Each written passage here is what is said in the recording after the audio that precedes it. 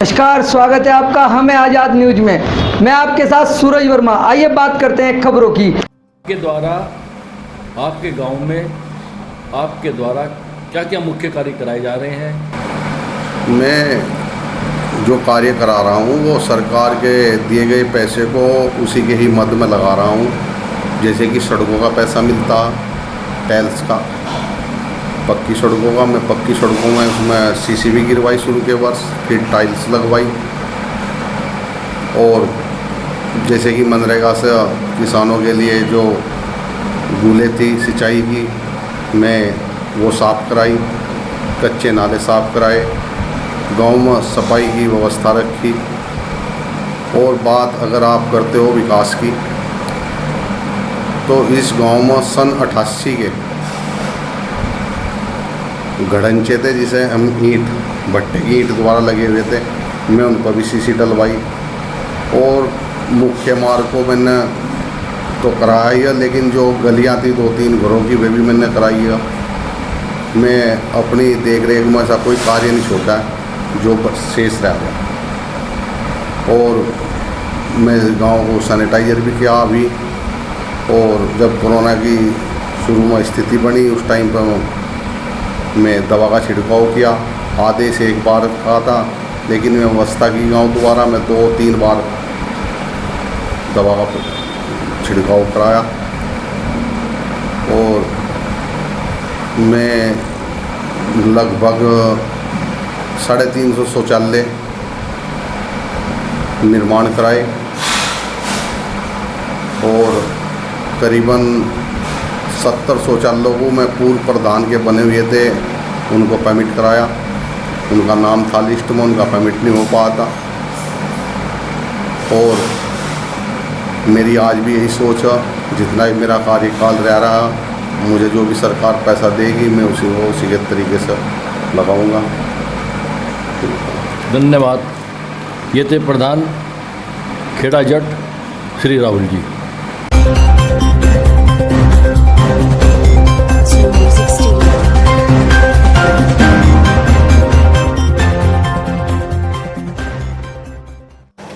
मैं प्रधान प्रतिनिधि हूँ फिलहाल तो।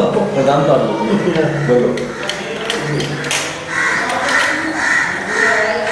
वैसे तो आप लोग भी देख ही रहे हैं, गाँव में घूमते भी हैं आप लोग, एक दूसरे से मिलते भी हैं। गांव में सबसे पहले तो मैंने सफाई, अपने गांव में सबसे पहले सफाई का ही वो रखा है। जब से यहाँ पे प्रधान बने, जब से ही कंटिन्यू सफाई चल रही है 4 साल से। परमानेंट मेरे सफाई कर्मचारी गली गली में घूमते हैं। और ये पानी की निकासी के लिए कुछ हमने नालियाँ बनवाई हैं। और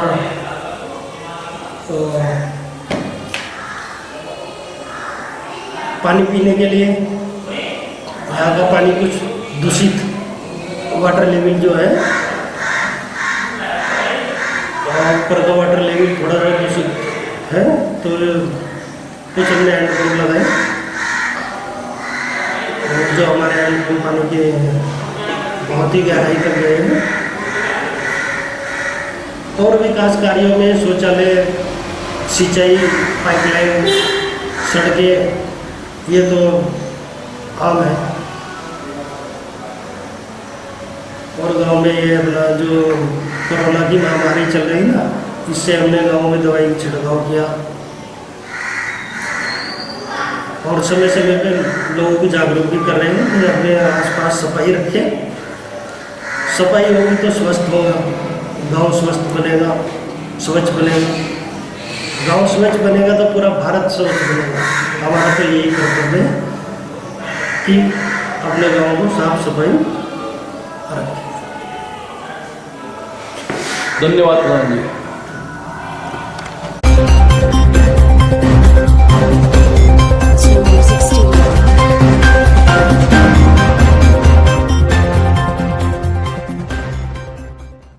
मैंने अपने गांव के जो भी ऐसे महत्वपूर्ण काम थे, जैसे कब्रिस्तान का रास्ता या गांव की इंटरलॉकिंग नाला नाली जो भी इस तरह के काम रुके हुए थे, मैंने अपने कार्यकाल में ज़्यादातर उन कामों की तरफ ध्यान दिया।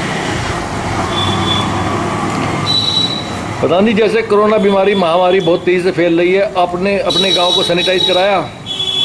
गाँव को हमने 2-3 बार सैनिटाइज कराया और जो इससे कोरोना से बचने के उपाय हैं उनको भी लोगों को हम बताते रहते हैं। इनसे बचने का कोई उपाय है। धन्यवाद।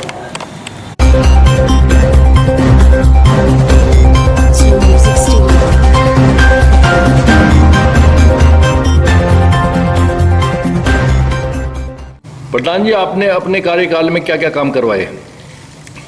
मैंने तो ये अपने कार्य काम में सड़कें बनवाई पहले तो, और उसके बाद फिर लाइटें पूरे गांव में लगवाई खंभों में, और शौचालय भी कम से कम 700-800 के लगभग बना दिए लोगों के, और बहुत ही कार्य काम मन तो अपना वजह से ज़्यादा से ज़्यादा किया। प्रधान जी, ये जो कोरोना की बीमारी चल रही है, इसमें आपने गांव को सैनिटाइज भी करवाया? हाँ बिल्कुल कराई। जो बाहर से आते रहे मैंने बहुत सहयोग करा उनके लिए, बहुत उनको बोला कि भाई जो बाहर से आया उसने अपने यहाँ पर आके मेरे पास आए, और फिर मैंने हॉस्पिटल भी भेजे, और उन्हें कहा भी अपने घर में रहना 14 दिन के लिए। धन्यवाद।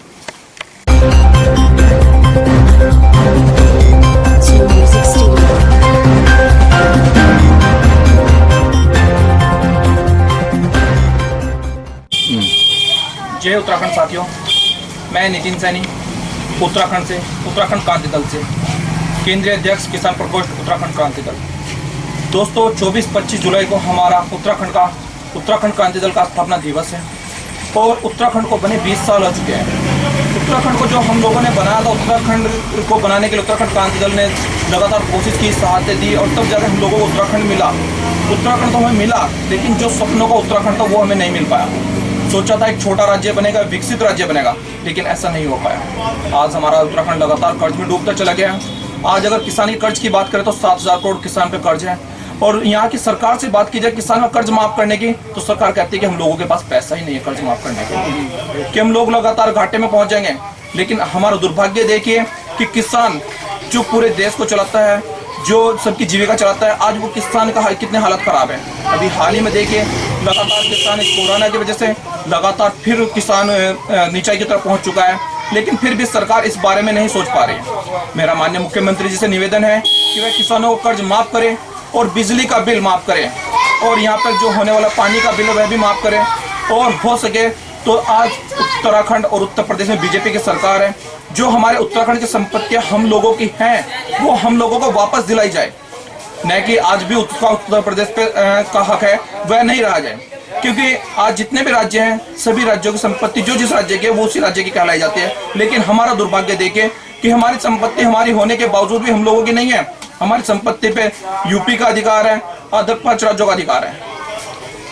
आज ये हमारा दुर्भाग्य तो है। तो मेरा सभी उत्तराखंड वासियों से हाथ जोड़कर विनम्र निवेदन है कि वह उत्तराखंड क्रांति दल के साथ आए, और उस उत्तराखंड को बनाए जिस उत्तराखंड का सपना देखने के लिए 42 शहादतें हुई, और उसे बनाने के लिए 42 शहादतें दी गई, और फिर भी हमें वो उत्तराखंड नहीं मिल पाया। एक छोटा राज्य, विकसित राज्य, और जहाँ पे बेरोजगार हो, विकास हो, और कोई भी बेरोजगार ना हो, और जितना पलायन हमारे यहाँ से हुआ था आज वो सभी लोग वापस आ चुके हैं। दोबारा से वो लोग वापस ना जाएं, ऐसे रोजगार यहाँ पे उपलब्ध कराया जाए। इसी के साथ ही जय उत्तराखंड साथियों।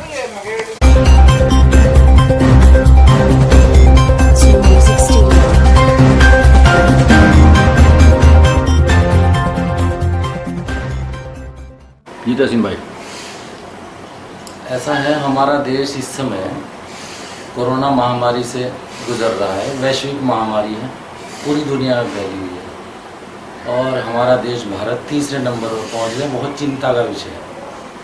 इसमें सरकार तो अपने स्तर से जागरूक कर ही रही है, लेकिन हमारा अपना भी कुछ दायित्व है कि हम इसके बचाव के लिए क्या कारगर उपाय कर सकते हैं। जैसे हम पंचायत में सदस्य भी हैं, ग्राम पंचायत में हमने सैनिटाइज किया, 2 बार करा चुके तक, और जो लोग बाहर से आए उनका बाकायदा समय से हमने टेस्ट कराया, उनकी रिपोर्ट ठीक आई। एक हमारा यहाँ मामला निकला था, लेकिन वो मतलब ज़्यादा ऐसा नहीं था कि उसमें वो ठीक हो गया और आज साहब पूरा गांव बिल्कुल ठीक है। तो मैं ये संदेश देना चाहता हूँ गांव किशनपुर जमालपुर के लोगों को कि खुद अपना बचाव करें, जो सरकार की गाइडलाइन है उसके मुताबिक भी करें और खुद इससे, क्योंकि ये वैश्विक महामारी ऐसी है कि यदि खुद बचाव करेंगे तो हम बच सकते हैं, यदि बचाव नहीं करेंगे तो इसके लिए बड़ी समस्या खड़ी होने वाली है। इसलिए सामाजिक दूरी, मास्क का उपयोग करें, कहीं बेवजह ना घूमते फिरें, ज़रूरत पड़ने पर ही घर से निकलें। और दूसरी ये भी है कि सरकार जितना कर सकती है, बहुत खुशी की बात है कि सरकार ने अभी कल ही हमारे यहाँ मेरे स्तर से श्रमिकों को राशन किट वितरित की गई है। उसमें भी बाकायदा सरकार ने राशन किट में सैनिटाइज़र, मास्क उपलब्ध कराए हैं।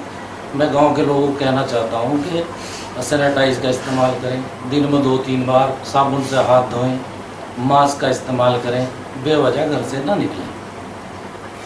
धन्यवाद।